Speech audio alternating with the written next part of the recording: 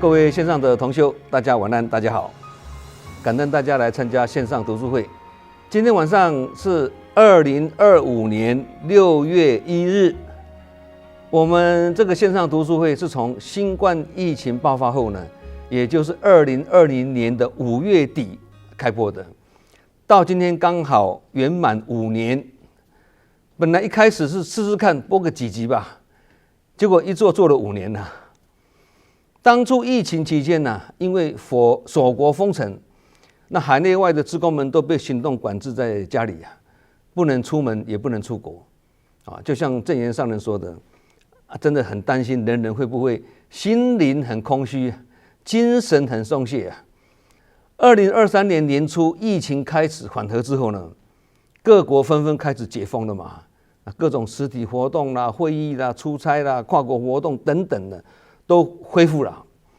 那在这样的情况下呢，要准备线上分享的时间呢，明顯被压缩了，所以时间显得很不够用啊。本来默学是认为既然越来越忙因缘是如此，那干脆就到此为止，谢谢收看因为有缘就直播啊，无缘就停播啊。哪知现在是台湾话讲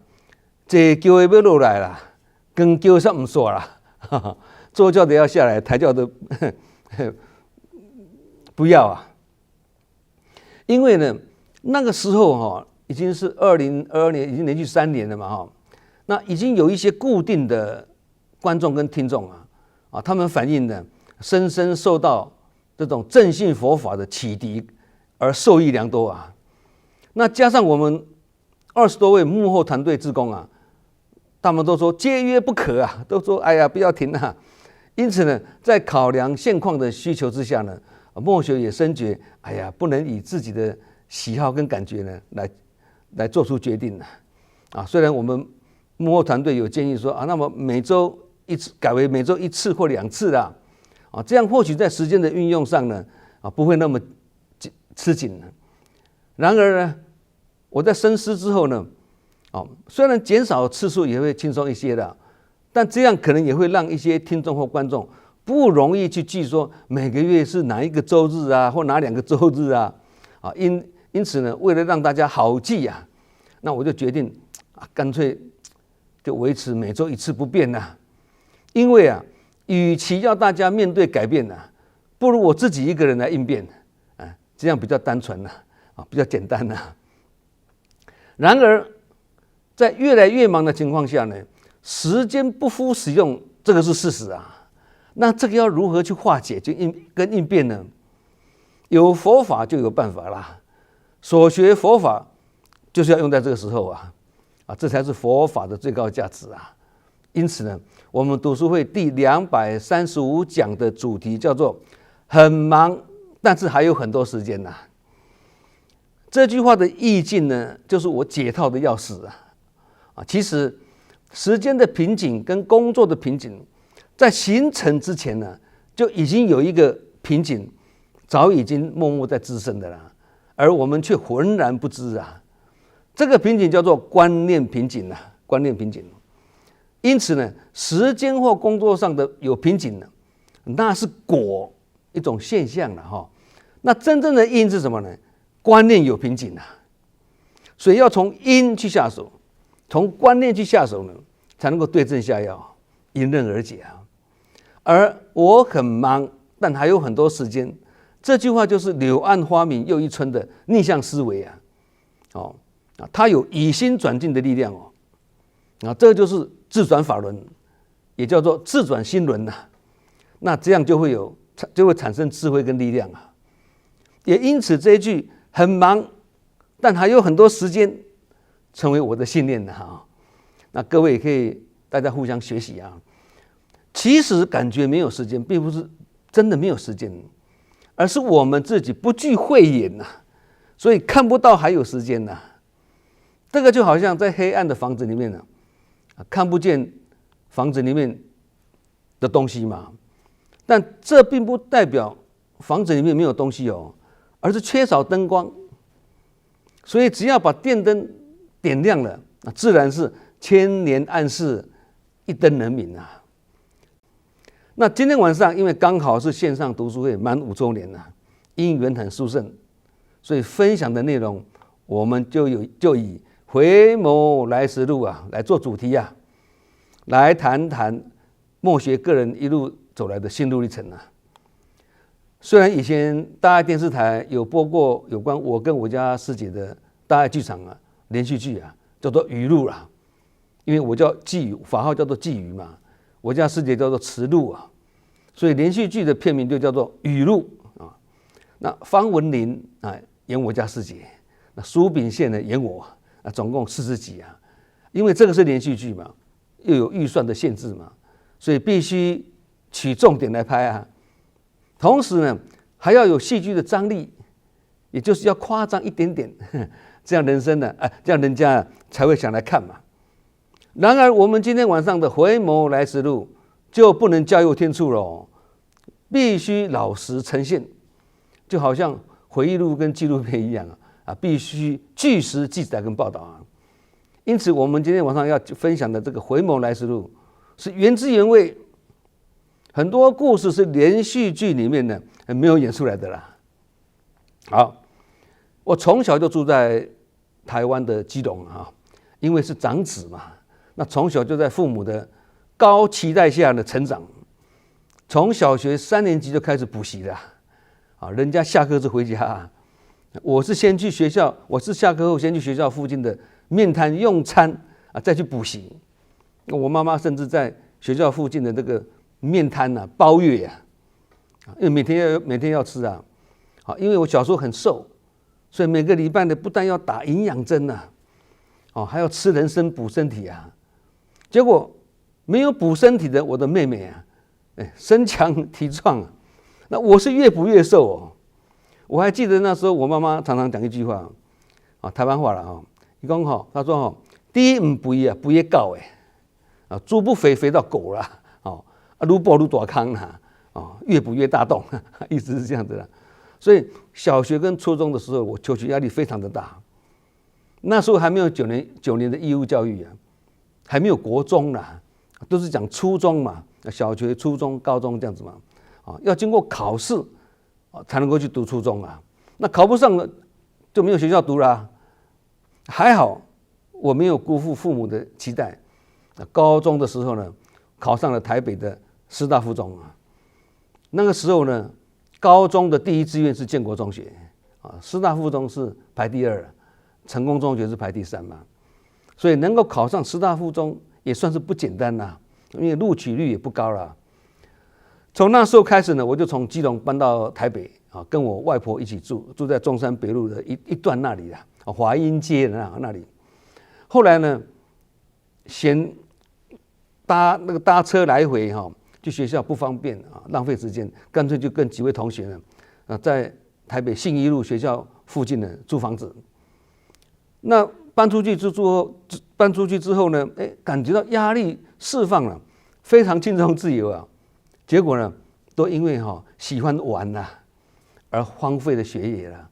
造成大学联考差10几分而已落榜后来选择到台北火车站对面的南洋街补习，准备重考。其中呢，却邂逅了一位也是来重考，长得很漂亮，气质也很不错的一个女孩子这个过程呢曲折离奇那我就不再赘述了，请大家去看语录连续剧的前面几集。那这样呢，两小无猜，不久之后坠入情网我重考，因为从丙组换成丁组那地理历史都从来没读过，要重读结果呢，我就想说用我很强的英文呢来弥补我比较弱的这个历史结果丁组考了历史考30几分，考丁组的人就是靠地理历史来拿分的，结果我才考30几分，英文考80几分也补不过来所以只考上淡水工商专校也就是现在的真理大学了。那这位女朋友呢，考上了辅仁大学的英文系那时候我还记得，常常跑去辅仁大学找她，有时候还去接她下课有时候一起看电影有时候一起去吃东西逛街因为他家住在忠孝东路一段嘛，那这段路那时候是还没有拓宽的，还是小路跟巷子啊，就是现在的忠孝新生那一带啊。那在他送到家之前呢，我们都会在附近的小巷子喝苹果西打，所以对我来讲呢，苹果西打就是恋爱的滋味了啊。那是一段人生中值得回忆的日子啊，那时候真的是少年不识愁滋味啊。那毕业之后呢，我去屏东空军基地服役啊，是上下班制的，非常轻松。因为我的英文从初中时就很强啊，所以晚上就去我们长官的家里帮他们的孩子呢补习英文啊，赚外快啊。那段时间呢，我这位女朋友已经毕业了啊，在一间大贸易公司呢当秘书啊。那我服完兵役后呢，在她的介绍下呢，也进入台北一间很大的公司，做外销做成衣部门的这个 sales。那间公司是很大，什么都做。那我是负责成衣部门的 sales 推销员呐。因为我很努力学习啊，所以工作很快就上手。那时候由于我们已经是交往6年了嘛，那工作稳定之后呢，我们就顺理成章结婚了。其实那时候我们算是一般人来讲是算早婚的，我27岁结婚，他25岁嫁我啊。那婚后就住在我爸爸买给我们的一间公寓房子，就在台北靠近松江路跟南京路路口的那个巷子里这个时候我已经是27岁了。那成家之后呢，开始打拼事业。那时候台湾正处于外销为导向的开发中国家，那政府甚至提倡客厅及工厂鼓励大家投入外销事业。相信老一辈的人都有这个记忆了哈。那时候呢，很多外国买家呢都来台湾采购外销商品，那他们都是住在知名的饭店里面像圆山饭店统一饭店华国饭店这几个饭店都以前我们常常跑的那所有的厂家的这个推销员都要去饭店里面排队见客人推销自己的产品嘛。那个时候我是把我们公司的各式的成衣样品呢装在一个大行李箱里面，好像要出国一样去见客人那时候我还是骑摩托车那不下雨还好，碰到下雨天就要用大塑胶布把这个行李箱包起来，绑在那个机车的后面到了饭店后呢，就把摩托车停在饭店旁边的巷子里面，稍微打理一下仪容然后再进去饭店谈生意那不止跑饭店谈生意，还要经常跑板桥、三重、树林等等因为那里早期有很多纺织厂跟染整厂、纺纱厂、织布厂等等，还有很多的成衣代工厂那这些都跟成衣有关的嘛。那我们做 sales 的工作都要有所接触所以摩托车一天这样骑下来满脸是灰头土脸不管是下雨也好，出太阳也好后来孩子慢慢长大了，开始要读幼稚园了我才买了一辆2手车代步那时候但因为我做事很积极很认真业绩在公司里面是第1名的最后被提升为销售经理。那这个经理我做没几年，我自己选择创业也就是做成衣贸易商了。那公司就在我刚才讲我家那个松江路那个附近六福客栈旁边那一栋附近的大楼而我这位能力很强的太太呢，就是坐镇在公司里面的工程负责管账那从此以后呢，生意蒸蒸日上财源广进那这个时候我已经有2位读小学的女儿一个1年级，一个3年级那就读在公司附近的吉林国小长春路的吉林国小了。那下了课呢，他们就走到公司跟我们一起下班回家我那时候呢，我们已经搬家了，从台北市搬到内湖大湖附近买了一间双拼的别墅有前庭后院还有侧院也因为我有雅兴嘛喜欢庭园的小桥流水瀑布，不但挖鱼池养锦鲤，同时养了2只画眉鸟，前后院各放一只老鸟，一只新鸟。清晨起来溜鸟过后，溜鸟自己要溜40分钟1个钟头，这是给他们鸟运动的意思了那这个你这样子甩着溜的时候，那个鸟怕摔跤，它那个脚会紧紧的抓住那个树枝嘛。那抓得越紧，就是他们训练的越好。所以脚越有力的鸟，唱的声音呢，越好听越清脆啊，这叫溜鸟了哈。好，那这个时候呢，我才34岁啊，我就已经在过退休老人家的惬意生活啊。现在想想实在是有点离谱了哈。那1986年开始呢，我开始感觉台湾的工资逐渐上升了，外销竞争力逐渐被泰国赶上，因此台湾的一些劳力密集产业纷纷往泰国投资了啊。最明显的是，国外客户也逐渐往泰国去采购，因此呢，我也开始往国外去考察了，寻找商机啊。1987年哦，我去泰国考察了好几次，也几乎要定案了，但是我太太叫我不要太急，回来再仔细评估了啊。这是1987年了，这个时候台湾还没有开放大陆观光哦，然而已经有很多企业家开始偷跑前往大陆考察啊，那我也跟着前往啊。那时候大部分的台商都是先进香港，再从香港取得台胞证才进去大陆嘛。那我们的考察团的领队呢，是一位老国代啊，关系很好啊。我们的台胞证是飞机在香港落地之后呢，不必入境香港，在转机室里面呢就拿到台胞证了，省了很多的时间了哈。那时候我们20几个人呢去大陆华东沿岸的城市考察，也去了北京跟上海啊。由于当时中国政府还没有投资奖励方案出来，那时候还算很早，因为台商大部分都跑泰国，那时候比较少人去大陆啊。虽然大陆的那个各地方政府也很极力想拉拢台资啊，然而政府并没有投资的政策出来啊。那外商想要去投资也不得其门而入了，所以那次的考察只是去看看而已啊，无法做出任何的决定。那这个时候是1987年了。那返台后呢，就这么巧，又碰到马来西亚马六甲州的州政府呢来台湾举行招商说明会啊。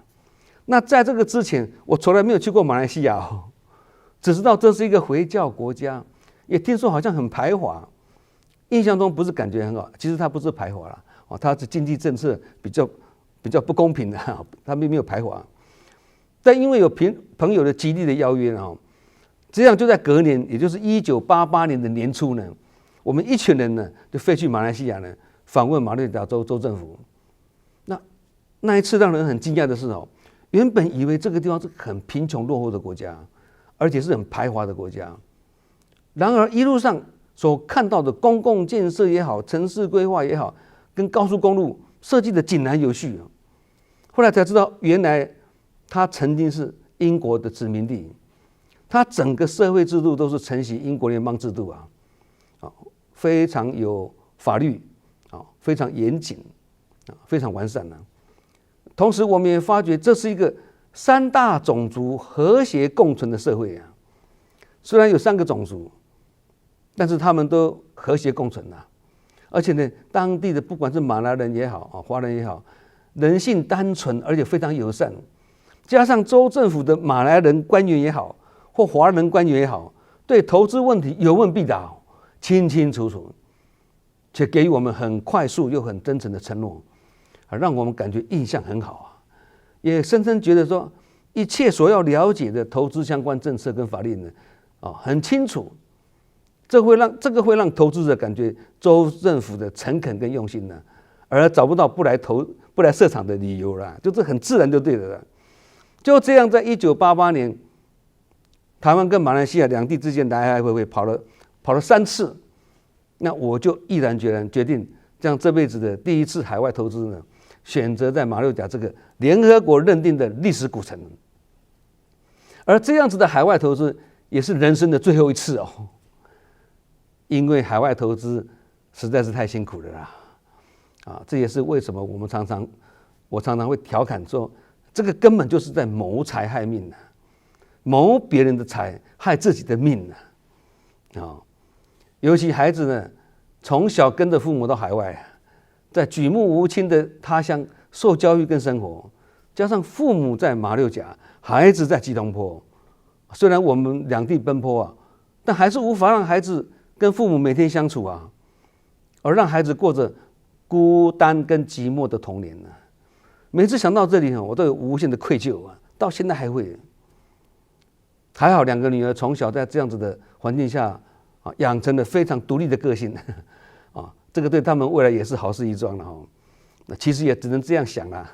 否则会感觉这是做父母一生中最大的缺憾呢。那2个女儿在马来西亚吉隆坡待没有几年呢，在居住美国的这个小姨子的建议下呢，都前往美国读书了啦。反正她在马来西亚也是读美国学校嘛那搬去美国就跟小姨子住在一起。看起来现在有亲人照顾了，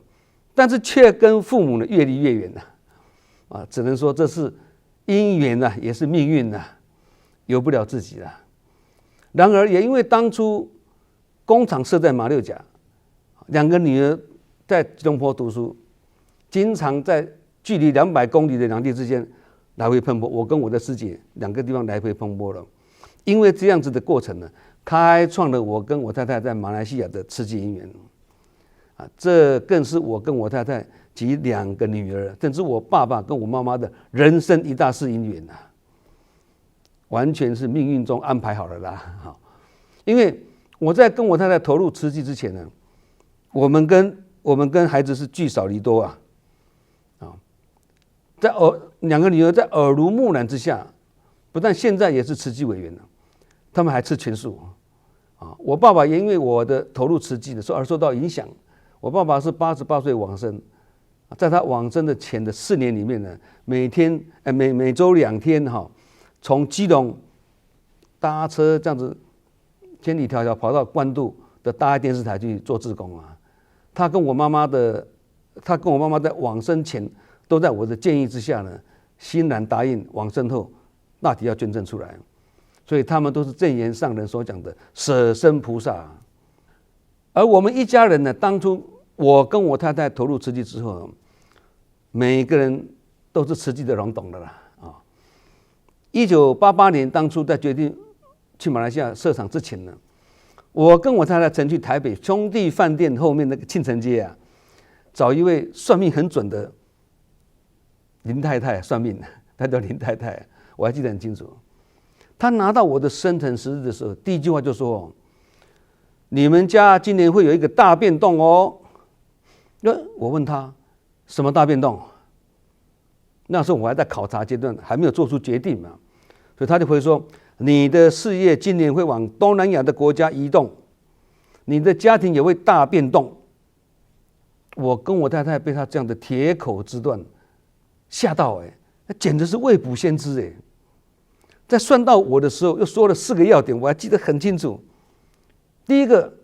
他说：“你有子无财，有财无子意思是说，我如果有儿子就不会发财如果发财了就不会有儿子了。而我刚好有2个女儿，没有儿子，算很准了第二，他说：“你很有文学天分。”这一点呢，我当时就十分不解。因为那时候我为了事业忙碌，哪有时间从事文学的事情，也不觉得自己有什么文学天分。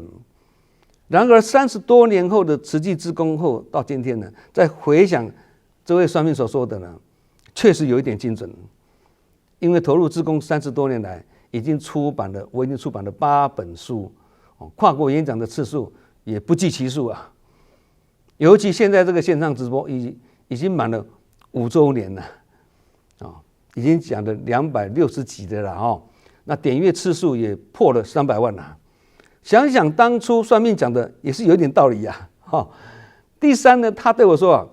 刘先生，你的寿命会很长这个我就不知道准不准的啦，因为还没死对，要等到哪天要死了才知道第四，他跟我说：“你命中多贵人当初他讲这句话的时候，我是不相信的。因为我是很有自信的人，我认为事业成功、家庭幸福这是我自己的努力跟能力我就是自己的贵人还有什么贵人所以那时候的我是自视甚高、唯我独尊其实现在想起来，这个就是习气啦现在回想起来，真的很有感他讲这句话真的很有感那不止我太太是我生命中最大的贵人，现在回想起来呢，包括在海外创业维艰啊，虽然千辛万苦、困难重重，但吃苦的时间都不是很长。最后关键时刻，冥冥之中呢，都会有贵人出现，助一臂之力。这个不是巧合，巧合是几次叫巧合，经常这样子。虽然偶尔我也会陷入困境但是最后都有惊无险，顺利脱困而出啊。所以这个算命的讲，命中多贵人好像有一点准那这个不只是做事业，做慈济也是一样非常有感我年轻的时候本来是不信佛神的，不拜佛不拜神的，认为自己事业成功，家庭幸福，那是我努力得来的跟佛神有什么关系呢？加上少年得志又自信满满这个是未学佛之前的我了凡夫习气很重了然而1992年，我太太在马来西亚先接触到慈济原本修净土宗的她呢就念佛的啦，认为这么好的菩萨道法门，应该男众也要进来做，力量才会大当时她就处心积虑呢，要接引我进来慈济但是因为每个周末日我都要打高尔夫球那周日是家庭日而志工的访评都是放在周末日比较多嘛，所以那时候只要他邀我一起去访评，我都会回答他说你去勤耕福田，我去勤挥球杆，我们河水不犯井水。我要跟他讲说，我没有障碍你，我没有障碍你做慈济，你就要感恩我你千万不要把我拖下水。后来呢，1992年他自己先返台去净思精舍拜见证严上人，了解慈济回到马来西亚后呢，不但从我们工厂开始做起，带动自己的员工一起做。而1993年我也因为从旁协助太太拍摄他们的访评的相片做一些记录还有做一些文宣海报，因为我对这个有兴趣的这个做海报文宣，这个写文章，这个我有点兴趣。那个时候开始有兴趣那感人的故事个案都是我在投稿的那在这个过程中呢，无论是工厂或者慈济工作呢，虽然万事起头难也好事多磨，但总是不乏贵人相助印证当初算命所讲命中多贵人的这个天机其实我太太那时候要透过慈善工作来启发自己的员工，也是有其他一个原因的就是工厂开工初期员工们都认为说我们是外资来设厂嘛，都是有利可图的啦，为钱而来的啦对我们有不同的看法即使我们施点小惠或者把福利做得比较好，用这个善意来对待员工员工们也是态度冷淡他认为是应该的呢做事也不会替工厂着想包括职员那这样的互动当然会反映在工厂跟公司的气氛里面也因此我太太当时很欣慰艺人怎么对人情味的这个淡薄呢是点滴在心头甚至他还建议我说算了啦，不要在这边投资，我们回台湾啦，回台湾吃素也没问题然而我还是自信满满的认为，在台湾竞争这么激烈的环境都可以生存，都可以成功的，没有理由在这个比台湾落后的马来西亚会做不起来，我不相信于是咬紧牙根的继续接受挑战然而也因为工厂启用之后呢，还一样诸事不顺一下子工人发生意外受伤，一下子产品突然数量减少而片找不着一下又海关找麻烦，一下又工人抗争等等，无所不及层出不穷也疲于应付在这样不顺的情况下呢，刚好因缘呢适时产生了。这个时候我们在因缘具足之下呢，皈依了马来西亚的佛教界的耆老博元长老，我叫他师公因为我跟他的弟子也是很熟那他跟博元长老他是马来西亚的国师他跟印顺导师都是源自太虚长老的人间佛教思想体系也因为有机缘的亲近这位长老而辗转认识的慈济因为这位师公跟我讲说，几个月前有慈济的委员来拜访我，这个证严法师的精神很伟大你是台商，你在这个地方要取之当地，用之当地，想法跟上人是一样的啊。那我们回去之后就把这个实际工作由自己工厂带动员工做起了，那做了一段时间之后，不但改变了工厂的温馨情境，也自此展开了我跟我太太以及我们全家的人生一大事姻缘啊。我们下一集再来好好的诉说如何将慈济人文推动到自己的工厂里面，如何改变我自己的员工啊，同时也来诉说工厂开工后的种种挑战跟考验啊。那今晚我们读书会回眸来时路上集就先讲到这里，